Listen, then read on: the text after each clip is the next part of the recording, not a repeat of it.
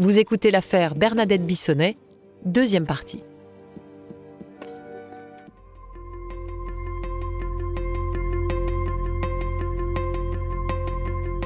Alors, le 21 mars 2008, nous allons interpeller M. Bissonnet.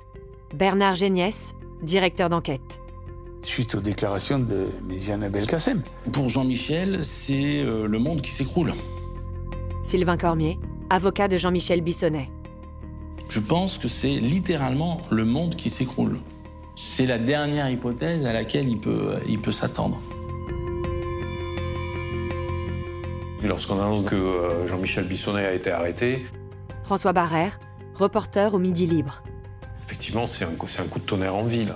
L'actualité en Languedoc-Roussillon avec ce meurtre de Castelnau le laisse décidément digne d'un roman noir. Depuis plusieurs jours, nous vous parlons de cette affaire. Qui a tué Bernadette Bissonnet, visiblement son jardinier, qui a avoué, mais qui accuse le mari d'avoir commandité ce meurtre. Et à partir de là, l'affaire bascule et va passionner Montpellier comme rarement une affaire criminelle a suscité de l'intérêt ici. Et bien évidemment, dans l'entourage des Bissonnet, personne n'y croit. Comment est-ce que Jean-Michel Bissonnet, qui est un retraité bien sous tout rapport, qui est membre du Rotary, qui est un homme d'affaires, qui montre cette image de ce couple, cette bonne entente avec Bernadette, comment est-ce qu'on peut penser que Jean-Michel a pu abattre Bernadette? C'est absolument invraisemblable.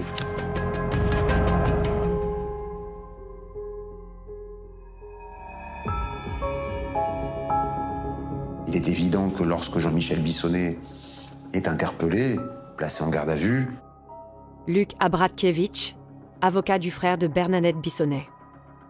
Il va se défendre bec et ongle face à Méziane Belkacem. On a le bourgeois et on a le harki. Donc c'est nécessairement lui qui doit avoir raison. On trouvera qu'une trace d'échange financier entre les deux. Posons-nous 2 minutes. Jean-Michel Bissonnet n'aurait pas payé l'homme qu'il avait chargé de tuer sa femme et se serait empressé d'aller le dénoncer. Il n'y a pas meilleur moyen pour être soi-même inquiété.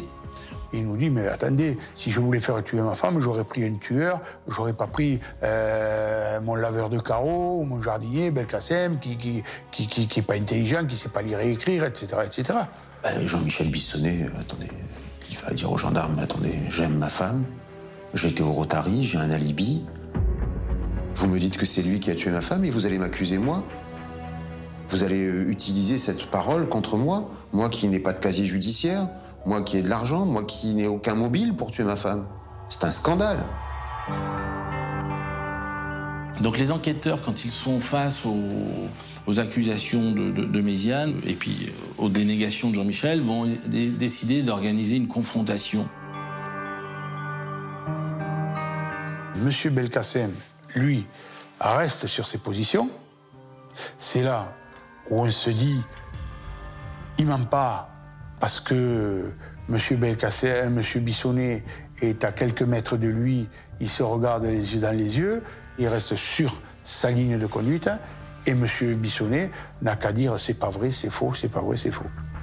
Au terme de la garde à vue, après les avoir interrogés tous les deux, Méziane Belkacem est mise en examen pour assassinat et Jean-Michel Bissonnet pour complicité d'assassinat, puisqu'il est désigné et considéré par la justice comme le commanditaire de ce crime. Et tous les deux sont incarcérés.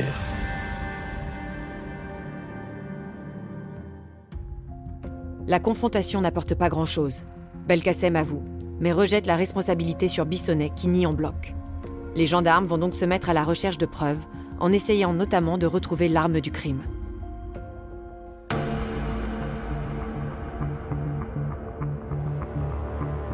L'enquête se poursuit et petit à petit on avance.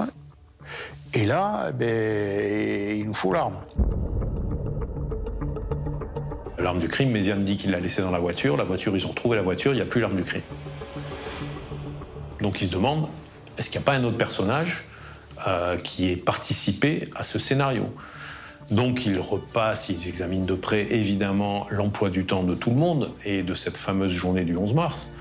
Et ce jour-là, Jean-Michel Bissonnet a reçu un de ses vieux amis. Cet homme, c'est le vicomte Amaury d'Harcourt, qui est un homme qui a plus de 80 ans.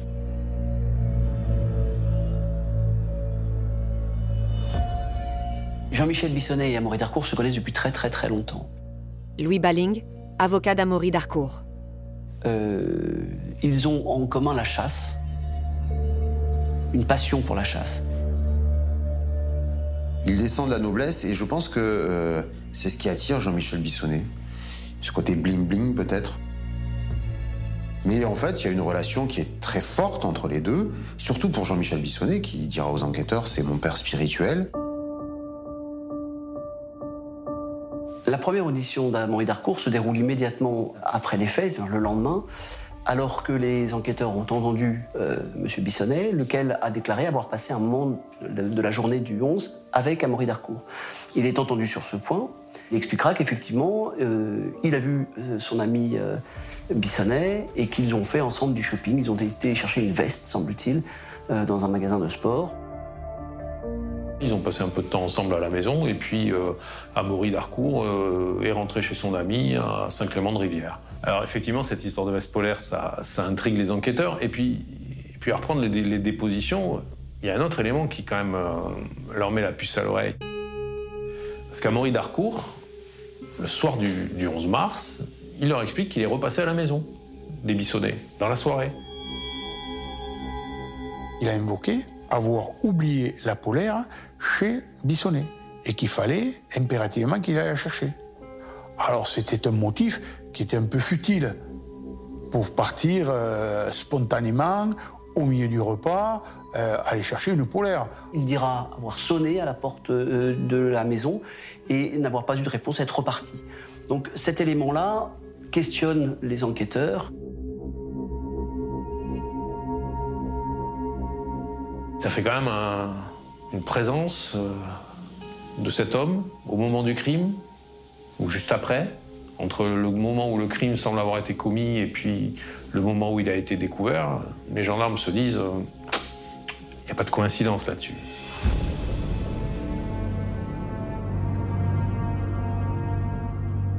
Amaury d'Harcourt, il va être pisté, il va être écouté pendant plus de 2 mois. Les écoutes diligentées par les enquêteurs vont laisser apparaître un Amaury d'Harcourt un peu perturbé et pas parfaitement à l'aise. Il échangera avec certains de ses amis sur cette affaire qui inquiète son ami Jean-Michel Bissonnet. Et on sent bien dans les réponses qu'il apporte qu'il y a un flou, qu'il y a des non-dits. Et jusqu'au moment où il déclare à sa fille, sur une communication téléphonique, si je me souviens bien, celui qui dit la vérité, c'est le jardinier.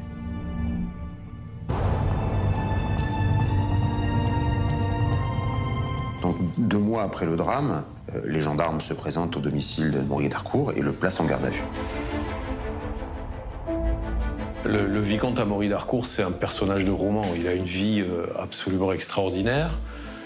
Il est membre d'une des 3 plus anciennes familles de la noblesse française, les d'Harcourt. Mais il a ce statut incroyable d'être le 2e fils. À savoir qu'en réalité, il a toujours été élevé pour profiter de la vie. C'est un séducteur. Il est amoureux dès qu'il le peut et il a eu 3 femmes, avec une d'entre elles une fille. C'est un homme qui est un peu désargenté, c'est-à-dire qu'Amaury d'Harcourt, c'est un flambeur. Il a grosso modo dépensé l'argent de sa famille, de ses épouses successives. C'est un peu le vilain petit canard de la famille d'Harcourt. Donc c'est un autre membre de la famille qui a récupéré le château de Sainte-Zauge et lui, on le loge dans la maison du métayer, en fait. Dans cette maison, sa passion, évidemment, c'est la chasse. Il a eu un domaine forestier très conséquent où s'y déroulent de très belles chasses. Beaucoup de gens aiment participer à ces chasses où on y voit des hommes politiques de haut rang.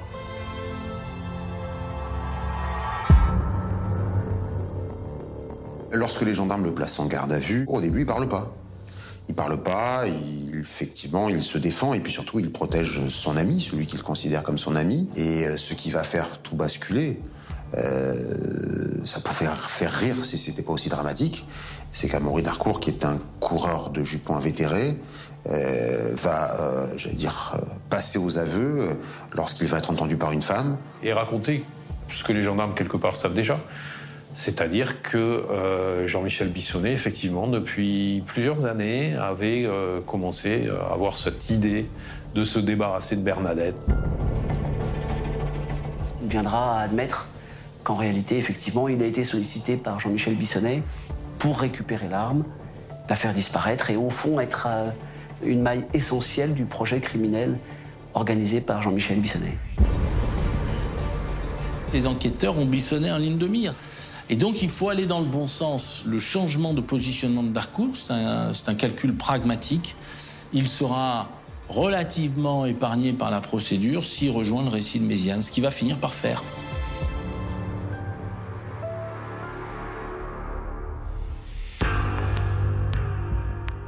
Amaury Darcourt explique qu'effectivement, il a récupéré l'arme du crime dans le 4x4, dans la voiture, et qu'ensuite, conformément aux instructions que lui avait données Jean-Michel Bissonnet, il est allé la jeter dans le Lez, qui est la petite rivière qui passe au pied de Castelnau-le-Lez.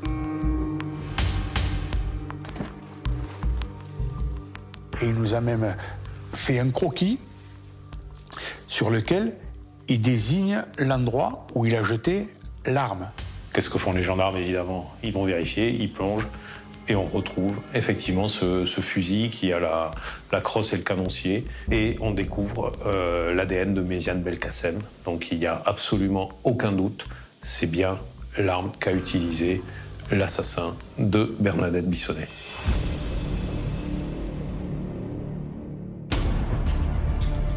Amaury Darcourt n'est pas déféré devant le magistrat instructeur, contrairement aux deux autres.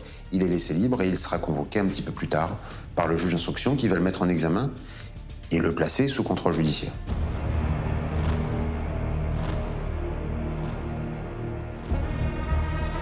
Deux mois après sa mise en examen, Amaury Darcourt est à nouveau interrogé. C'est une enquêtrice de personnalité, une femme, qui va se rendre chez lui à Sainte-Zauge pour l'interroger sur sa vie.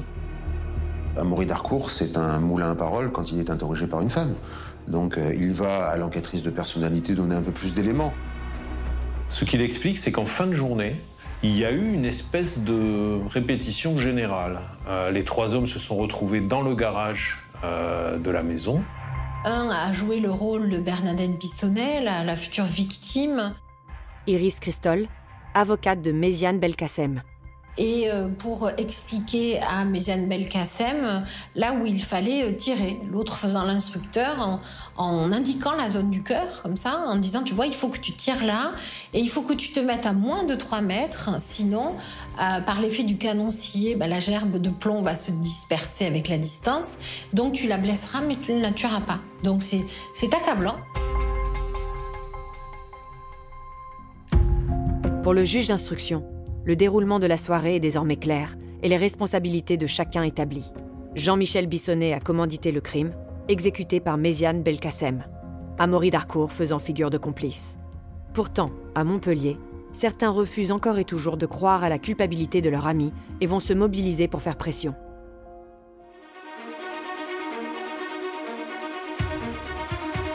L'affaire Bissonnet, c'est une affaire qui passionne et qui divise. Autour de Jean-Michel Bissonnet, il y a des soutiens incroyables. Le milieu bourgeois montpelliérain va critiquer ouvertement la justice. Voilà, justice de classe.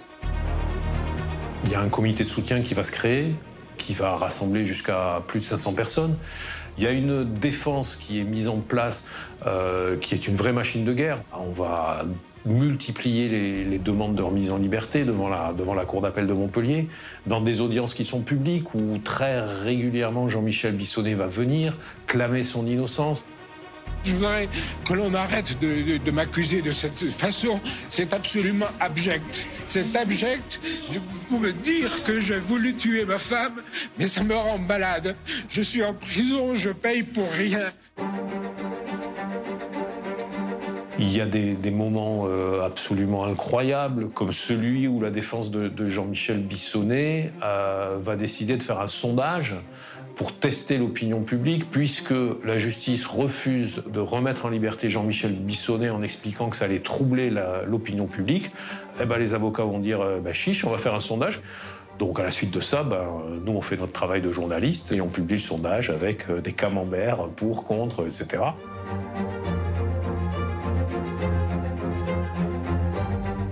C'est totalement invraisemblable cette affaire. Il y a vraiment une mobilisation autour de Jean-Michel Bissonnet.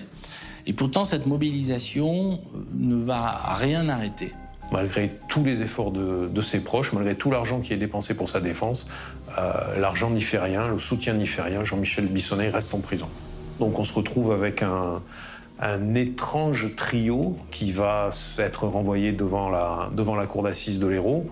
Un notable, un jardinier, un vicomte.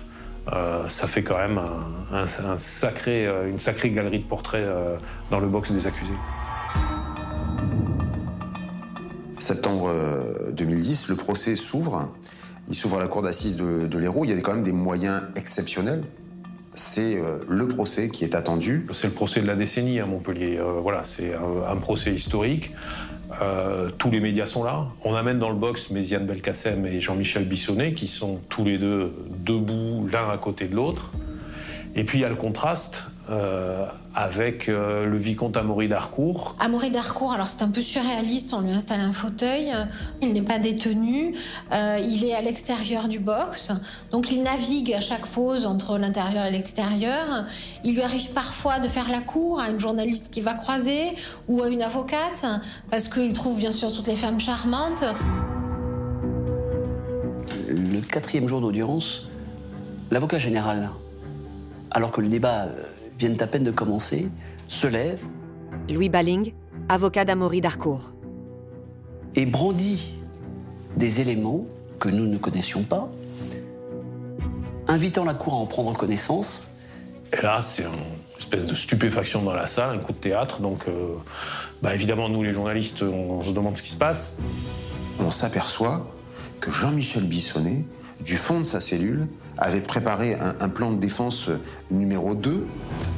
C'est-à-dire qu'il aurait laissé miroiter à un détenu une forte récompense financière pour que ce détenu vienne raconter qu'il avait été abordé il y a plusieurs années par Amaury d'Harcourt, qui lui aurait parlé du fait qu'il voulait se débarrasser d'une femme à Montpellier, etc., etc. On est dans la subornation de témoins la plus totale. Donc le procès explose littéralement parce que les avocats quittent la barre. Nous ne pouvons pas envisager une défense si nous nous posons des questions de conscience. À partir du moment où on ne peut pas envisager une défense pleine et entière, on est obligé de partir. À partir du moment où ils abandonnent la défense, le procès ne peut pas continuer.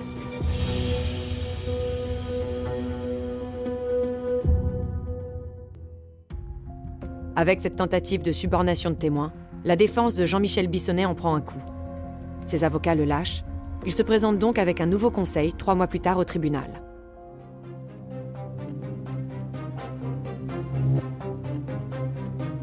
Trois mois après, le procès reprend, il y a une nouvelle équipe de défense, mais les ingrédients sont les mêmes. Méziane Belkacem est serein, il a dit la vérité. Amaury d'Harcourt est toujours assis sur son même fauteuil, il a dit la vérité. Et puis il y a Jean-Michel Bissonnet qui est au milieu de sa colère, au milieu de sa folie et qui clame son innocence. On a un Jean-Michel Bissonnet qui reste droit dans ses bottes, qui a toujours réponse à tout, mais qui va montrer un personnage extrêmement exubérant, extrêmement volubile, qui passe du rire aux larmes, mais qui est aussi capable d'invectiver, d'avoir beaucoup de noirceur, de s'en prendre à tous ceux qui vont déranger sa thèse.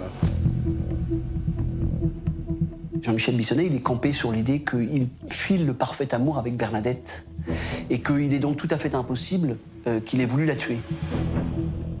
Et à l'audience, effectivement, on va aussi déballer un peu les dessous du couple. Et on découvre ainsi que Jean-Michel Bissonnet fréquentait des sites pornographiques. Cette pornographie était tout à fait particulière parce qu'il y avait la pornographie hétérosexuelle mais aussi homosexuelle et que d'ailleurs, indépendamment des sites consultés, il y avait également des sites de rencontres sur lesquels Jean-Michel Bissonnet s'était inscrit sous un pseudonyme qui s'appelle le Fennec, un petit renard du désert, et il lui arrivait de chercher un homme bon cycle, bon genre, entre 30 et 50 ans. Ça dénote quand même quelque chose de particulier que d'aller rechercher d'éventuelles rencontres sur des sites alors que tout serait idyllique à la maison. Est-ce que c'est là le mobile du crime? Est-ce que c'est là qu'il faut chercher pour essayer d'avoir une explication sur cette vie qui lui est insupportable à la maison? Se servir de ça... Sylvain Cormier, avocat de Jean-Michel Bissonnet. Pour essayer d'incriminer Bissonnet, moi, ça me montre qu'au fond, on sait qu'on n'a pas grand-chose contre lui, qu'on n'a aucun mobile à lui opposer et on espère désespérément trouver quelque chose, quoi. On est dans une salle d'audience qui est bondée, l'atmosphère est électrique et le verdict tombe. Amaury Darcourt sera condamné à 8 années d'emprisonnement, Méziane Belkacem à 20 années d'emprisonnement. Jean-Michel Bissonnet, lui, sera condamné à 30 années de réclusion criminelle car il n'aura convaincu personne. Et lorsqu'il entend ce chiffre, il s'effondre dans le box. Les gendarmes le ramassent. Pendant qu'il s'éloigne et qu'on le conduit vers le fourgon cellulaire, on l'entend qui hurle.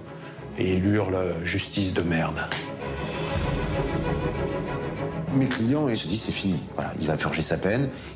Luc Abratkiewicz, avocat du frère de Bernadette Bissonnet. Mais bien évidemment, il y a un appel.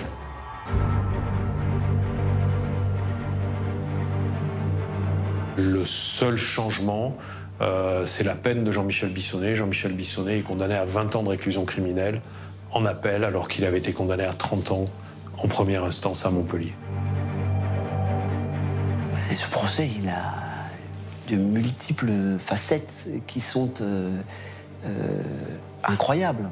D'abord, la réunion de ces 3 individus qui n'ont aucune raison d'être ensemble, mais qui sont réunis là pour un crime atroce, alors qu'on aurait pu trouver 1000 autres solutions que de faire disparaître Bernadette. Si quelque part il avait eu, comme tant de gens, le courage d'affronter son désaccord et tout simplement de divorcer, on n'en serait pas là. Bernadette Bissonnet serait toujours vivante. Aucun de ces 3 hommes n'aurait passé des années en prison et cette affaire n'aurait pas eu lieu.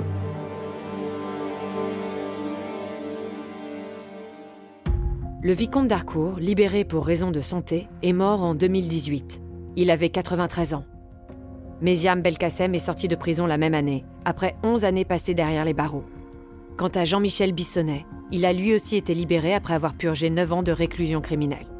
Il clame toujours son innocence et se bat pour faire réviser son procès. Vous venez d'écouter Au bout de l'enquête. Si vous avez aimé ce podcast, vous pouvez vous abonner sur votre plateforme de podcast préférée et suivre Initial Studio sur les réseaux sociaux. Au bout de l'enquête est un podcast coproduit par Initial Studio, Enibas Productions et France Télévisions, adapté de l'émission audiovisuelle éponyme produite par Enibas Productions et France Télévisions. Un épisode écrit et réalisé par Charlotte Durand. Vous pouvez retrouver l'émission Au bout de l'enquête sur France 2 ou en replay sur France TV. Production exécutive du podcast, Initial Studio. Production éditoriale, Sarah Koskiewicz et Astrid Verdun, assistées de Marie Agassan et Cypriane Ligère. Montage, Victor Benamou. Avec la voix de Julie Drey et Marie Drucker.